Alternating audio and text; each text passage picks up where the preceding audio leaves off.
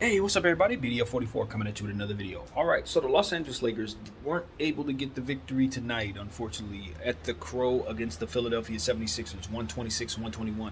I took a few notes for this game because I looked at the stats, and those teams had some really, really interesting similarities in terms of just how close this game actually was between the two teams.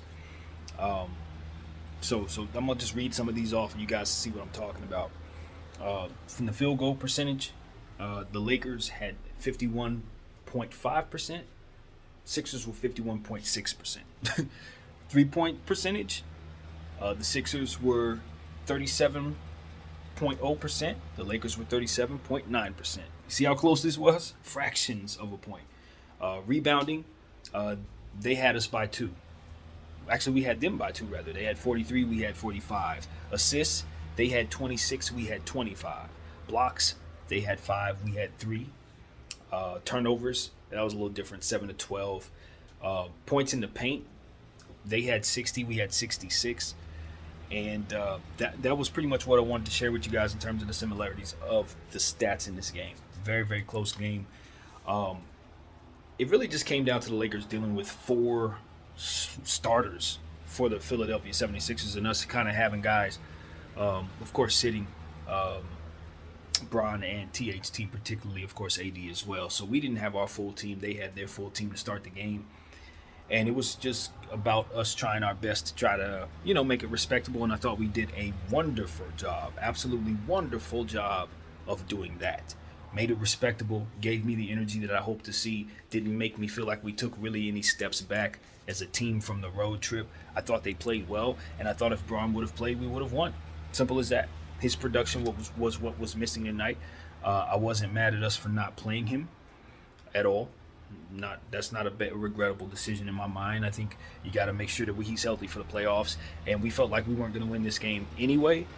I think when the game started, as it progressed, we started realizing that we could actually win this game, but that was not something that you expected. I think what we saw in this game was James Harden and Joel Embiid go down with injuries that they ended up playing through, but injuries that's obviously set them down for a little bit and threw off the rhythm of their team. And we were able to take advantage. I thought we did a good job of keeping the pace up. I thought we did a really good job of picking good shots to shoot.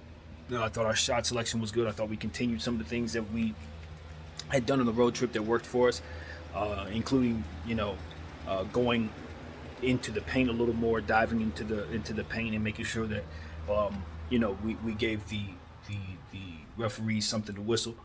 I thought we did a good job of connecting on layups. I thought Russell Westbrook particularly has done a much better job of just making sure he finishes, getting those layups to fall and go into the line and things of that nature. I thought we did a good job of that tonight. And really, we just kept the Philadelphia 76ers, as they were continuing to deal with the adjustments of their roster, we kept them on their toes. I thought we did a very good job of keeping up with them. But unfortunately, you just got to deal with their stars, man. Joel Embiid had 30 points tonight, 3 blocks, 3 steals, 10 rebounds. And as I said, when you're dealing with the Philadelphia 76ers, you must understand that they have 2 of the best defenders in all of basketball on their team, in Joel Embiid and Matisse Thybulle. So they're going to do things defensively even on their worst night. It's just a part of their functioning.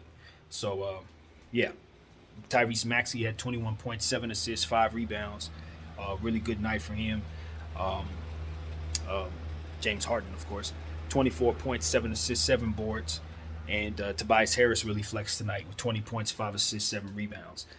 So they didn't really have a whole lot from their bench. George Niang got off to a hard start, hit 3 out of 4 threes. But other than that, it was just those 4 players just really doing what they had to do to kind of overpower us with talent. But I thought our guys fought very hard. I thought we saw some good sequences out of guys. We saw Dwight Howard have his best night tonight with 24 and 8, which is something that I think is a testament to how poor our organization has done of a job in terms of getting the most out of him this season. This is a Hall of Fame basketball player who could very easily do this very often if given the proper minutes. I think we needed this from him throughout the season.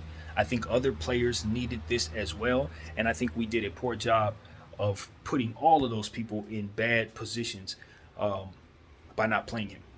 I saw countless plays tonight where Malik Monk, Russell Westbrook, Austin Reeves all found him in the paint when things began to break down for them as they dribbled into the paint. Usually what goes on wrong with the Lakers is they end up turning the ball over a lot because we don't have anybody to help clean up these issues. I say it every night. Russell Westbrook has always succeeded when he has a center down there that he can just give the ball to when the defense collapses on him, when he's driving at the rim and things start to fall apart in the paint. He can always find a dive guy who can get him the ball, and we're finally understanding that that's a recipe for success for him. That's how we put him in positions to not look as uncomfortable, by giving him that fail-safe to get the ball to. I thought we did a great job of utilizing Dwight Howard tonight, and I didn't think he played his best game. I think he could have played even better. But all in all, that 24-8 was something that I just was not surprised to see. I think he can do that. I'm not surprised. Let's see. Russell Westbrook, we can continue talking about his stats. He had 24 points, 8 assists, and 9 rebounds. I thought that was really, really, really a solid floor game for Russell Westbrook. Unfortunately, though, all people are going to talk about is the 7 turnovers. And yes, 7 turnovers. The only other person who had more than 1 turnover on the team was Malik Monk with 3. So the stats will tell you that those turnovers killed us. But I just, judging by what I saw, it wasn't like that. That wasn't the kind of game he had. It was more so the type of turnovers where he's making plays that he should be making and they don't work out, or stuff like that. It didn't feel like a fumbling, as I call it, Westbrook kind of game. It actually felt like he was doing a good job of making sure that he kind of attacked where he needed to. Get the ball to different players in various situations, as we said, cutting to the basket, things like that, getting the ball to Dwight, as I said. And I just thought that was what we saw from him the majority of the game. So I had some issues. I'm not going to lie. Down the stretch of the game, I had some link issues, so on and so forth. So I can't say I saw everything. But from what I saw, Russell Westbrook played very well. I just think that those turnovers ultimately will be the story, and can't defend them. Can't defend those turnovers. So that's that. But all in all, I like the effort. I like the effort. Obviously, we got to continue talking about these players because it wasn't just those guys talking out there playing and standing for our team. Malik Monk as well had 23 good points, 10 of 20 shooting, 2 out of 5 3-point shooting. So, that's good. I like seeing him get that many shots, especially when Bron's not in the lineup. That's perfectly fine. Carmelo Anthony, 20 points, 7 rebounds, +5 tonight, which was really good. But the eye test, he didn't pass the eye test for me again tonight, just in some of the situations that he was put in. His shot was falling, and he really, really helped us in certain situations where we needed a bucket. But I did see also situations where he was attacked defensively, or should I say targeted, and some things went wrong, bad fouls, stuff like that. We just want to shore up opportunities to put Carmelo in good lineups and playing him with intent. And what that means to me is, if we don't need a bucket, or if we're not dying for extra rebounding help, or if it's not down the stretch of the game where we need to have him as a threat to hit the last shot, if it's not that situation, I kind of don't want to go to him. Because he becomes such a liability in a couple of key areas for a team that really can't afford to have those type of liabilities. I think that's what it comes down to. What his weaknesses are, they really do hurt this unit that we've put together with Stanley, and because they're such a good defensive team with those guys on the floor. Winion, Gabriel, Austin Reeves, they are really, really active defensively. If we put him in lineups with those guys, I think it's a bit better, because at least they can kind of make up for some of the things that he may not be able to do defensively. But when we put him in lineups with, say, a DJ Augustin, or we put him in lineups with Dwight Howard, in certain situations, it just seems like that defensive lineup just does not work for our team. And a lot of times it's because of his deficiencies kind of break down the team defense. So I'm not a basketball mind by any stretch of the imagination. I would need somebody to tell me if I'm seeing this correctly. Obviously, plus minus tells us otherwise. But he didn't pass the eye test for me, even though his plus minus was good. I just felt like we had some issues tonight out there that I think we could take a look at in the film. So I'm sure the team will do that. What else? Of course, Wenyen Gabriel. Got to talk about Stan and Wenyen Gabriel. You have to. You can't mention the Lakers and their success on this road trip and in this game, even though we lost, without mentioning those two players because they've simply been the difference. 13 points, 8 assists, and 5 rebounds for Stan, the man, 3 for 3 3-point shooting. As I said in the pre-game show, this is somebody who can burn you. They're going to continue to leave him open, and he's going to continue to hit the shot. So y'all keep on thinking this man can't shoot. Keep on doing it. You're going to keep on burning. And obviously, Wenyen Gabriel with 8 points, 9 big boards, and 2 blocks. Them 2 blocks, serious. He's getting better by the game. And I know that it's tough for him because he picks up easy fouls.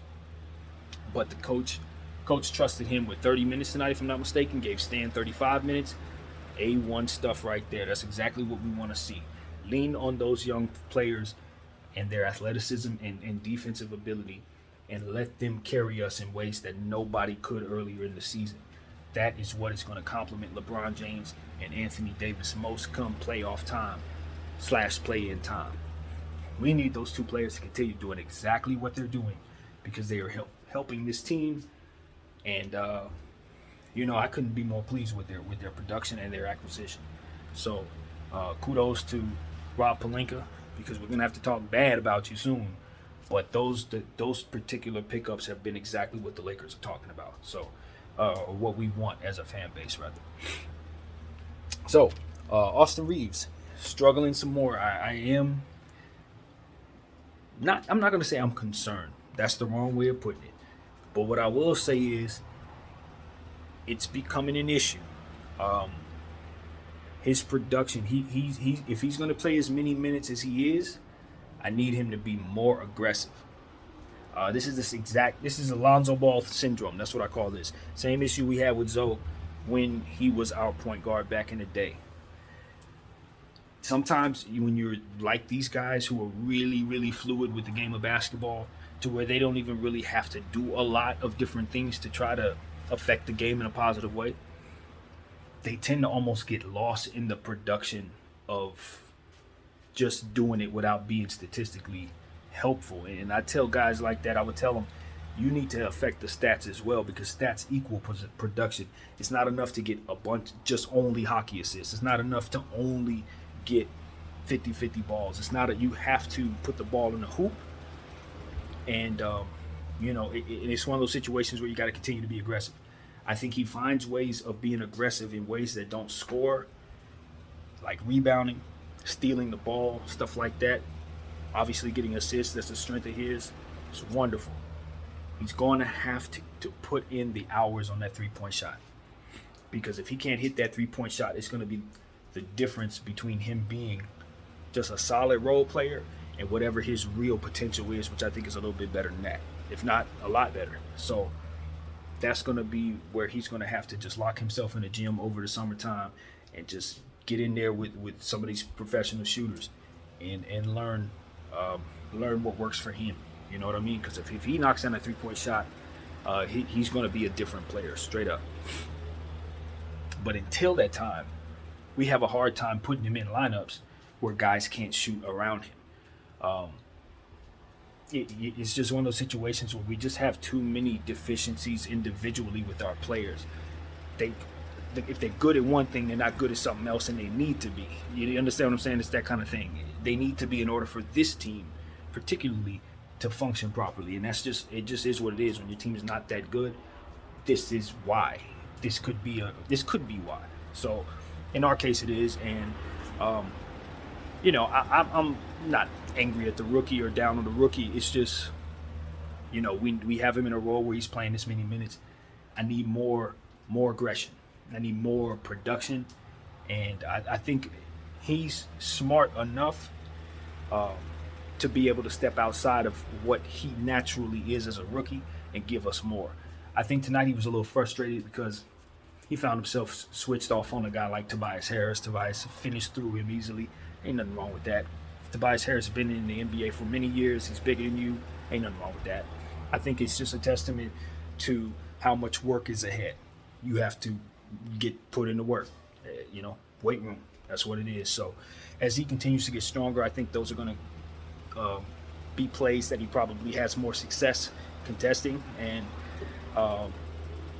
that just is what it is. I think this is what I was saying, I got to blast Rob. I gave him his credit. Now we got to get to him. We shouldn't have Austin Reeves in this situation. And I know a lot of things went wrong, and we know exactly why. But it just comes down to results, right? It's not about the path to how we got here. It's about now that we're here, who do we blame? And, I looked at tonight's game, and a lot of times I get on Vogel. Not tonight. I thought Vogel actually coached one of his better games tonight. This is a night where I really don't have a whole lot to say about him at all. I think this is a night where you have to blame Rob Pelinka. This is definitely a Rob Pelinka loss. And the reason why I say that is because Dwight had a fantastic game, but he should not have been the only center out there. Dwight Howard, at this stage in his career, shouldn't probably even be getting more than 20 minutes a game. And we're relying upon him to play the center position by himself. Obviously, a guy like Wenyen Gabriel is certainly capable of playing center, but he's undersized. Wenyen's only, 6'9", 6'8"? He's not able to guard a Joel Embiid. He's not able to guard a Kristaps Porzingis. And the Lakers, Rob Pelinka particularly, over the last 2-3 weeks, has done nothing to help us with that position. If anything, we got rid of a center. And while I certainly am happy we brought in Wenyen, and I want to keep him, and he has nothing to do with anything wrong, you can't just bring in Wenyen and think that you've handled the center position if you're trying to go forward and help LeBron James compete in the playoffs. You can't leave him like that. And that's how it looks. That's exactly how that looks. It looks like Bron didn't back your play when you were called out for telling the white lie, and you in turn didn't give him a big man. That's the optic. So it is what it is. Now, I don't know if that's the truth. I don't know if it needs to be a roster spot creation situation where we couldn't get that done yet. Maybe they're still working on it. All of that's whatever. But at the end of the day, we're talking about results, not the path. And the results show me, as a fan, we only have one center, and he's been in the league for 17 years. Come on, y'all. At the end of the day, we needed more size tonight than we were able to show for. We needed more quality talent in some areas that we couldn't show for. And while we can complain about how we have 3 max contracts, at the end of the day, we make choices with those minimum salaries, and those choices were bad. We made choices with our mid-level exception, and that mid-level exception situation did not work out. Results. So I'm at a point where I'm like, I don't like the results, and I don't think I can give as much time to breaking down to how we got here, or dare I say, care too much about how we got here. I just want people to fix what's wrong, and I want to see proactivity in getting us the size that we need to compete, since we're going forward with competing. And if we're not competing, then do what makes sense in that situation and shut Bron, Westbrook, and AD down. You can't have it both ways, because you're not going forward properly if you play halfway in, halfway out. You're not doing it right. And that's my concern. So it's like this. The Lakers still have a couple weeks left before the season ends. Roster us a damn center right now. Get him on this roster so that we can have an opportunity to play someone other than Dwight Howard and Wenyen Gabriel. And Russell Westbrook can have his fail-safe. Guys like Malik Monk can get that player the ball, etc. And these plays don't break down as much. We get those offensive rebounds, etc. That would have been a big help tonight. So that's something I wanted to sit up here and say. This one's on Rob. No one else. Again, I think we would have won tonight if we had the King, but I'm not mad at us not playing him. I just think that's the risk that you run when you assume what I assumed and what I think maybe the Lakers assume. And that is, you are not going to have an opportunity to win, so you could take a game off. That was the assumption this morning. That's what I went with. And unfortunately, as the game progressed, we realized, yeah, we probably could have won this one. And yes, we did need to win this one. So that's just an organizational mistake, I think, sitting Bron tonight. But it wasn't one that I wouldn't have made. It looked like. What can I say? But Philly ultimately did get the victory tonight. I just felt like it came down to a guy like Tobias Harris flexing. It really did. Because if he wasn't down there, I think we would have had an even opportunity to match what they were putting on the table. But I think a guy like him was just a little bit too much. And that's what happened. That's kind of how I took it. I thought that the challenge that Coach had down the stretch of Vogel, I got to give him credit. I thought that was a good challenge, even though we didn't get it. I did feel like that was an offensive foul on Joel Embiid. As he was kind of driving at the rim, he kind of pushed Russell Westbrook, the defender, off of him with his forearm, and they usually call that. So I felt like it was a decent, honest challenge down the stretch of a basketball game, and just didn't go our way for whatever reason. But I saw an offensive foul there. I thought it was a good challenge. So that was something I wanted to mention. That's pretty much it, man. I don't really know what else to say about that game. I'm not upset. I'm glad that guys didn't hang their head. I'm glad that we were able to have a respectable game out of it. I'm glad we rested Bron ultimately. I think that'll help us if we play him smart and THT just the same. So yeah, that's pretty much it, man. I want us to give DJ Augustin more shots. I felt like him coming off 6 of 6 in the last game. You would have saw him be a little bit more aggressive tonight shooting the ball. Only had 4 points in 29 minutes. He did have 2 steals, but I do want to see him let that 3-point shot fly a little bit. That's what I wanted to mention. I think the Lakers did a very good job of not shooting too many threes tonight. You know, that's what I forgot to mention about this game. I thought we did a very solid job of limiting our 3-point shots. And I did write down how many we took. 27 of them, 11 for 27. So that's a recipe for good things, and I think it's one of the reasons why our game was close tonight. We did more things that helped us have quality possessions. And even in the turnover situation, I don't think we turned the ball over in a crazy way tonight. It would have been great if we could have forced a few more. Yeah, we had 12 turnovers ourselves, which is okay for our team. And we only had 7 for the Philadelphia 76ers. So you want to force more turnovers and just allow for more success in that side of the ball if possible. And look, let's see, if I'm looking at this correctly, 6 out of those 7 turnovers were forced. So you do have to give credit to the defense after all in that regard. We did force quite a few of those turnovers. So all in all, man, played a good game, played a good game. The Lakers didn't get the victory, but you only lose by 5. And you scored 121 points on what I think is a pretty good defensive team. So, yeah, Joel Embiid, got to wonder about that back. James Harden, got to wonder about that thigh. They picked up 2 injuries on the road in this game. This is why I said I thought they should rest their players when they found out Braun wasn't playing, because this is one of those situations where you were playing for something, but now you could probably beat us without those guys. Maybe you should rest them, but they didn't, and I kind of understand why, because they are really thin. Their bench is not. It ain't that, and I'm telling you, in the Eastern Conference, you're going to need depth, and I don't know that Philly has it. So I'm keeping an eye open for them. I'm not a believer, not as it pertains to them winning the NBA championship. Absolutely not. They don't have enough. If they don't do something about that center position themselves, they're going to be going home early, because Joel Embiid is going to be asked to do too much in the playoffs this year. Way too much. They should have kept Drummond. We know, Laker fans, DJ ain't going to get it done. He's just not. So that is it, man. That's what I got to say. Game ball.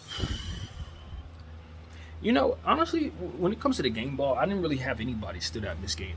The Philadelphia 76ers, obviously, they had their stars, and everybody played well over there with the 4 players that they utilized the most. And on our side of the ball, the guy who looked like he was playing well in my eyes actually had a bad turnover night. So I really wasn't sure who to give the game ball to. But for me, just looking at it, like I said, the person who made the difference, who really just changed the game all entirely, to me, was Tobias Harris. He just made it so that it was too much. You know, the fact that he played well on the road, continued to just score and rebound and make his presence felt. Ultimately, I thought that he would probably be the guy I'd give the game ball to in this particular one. So, yeah, that's pretty much what I have to say, man. My name is BDF44 once again. I thank you all for watching.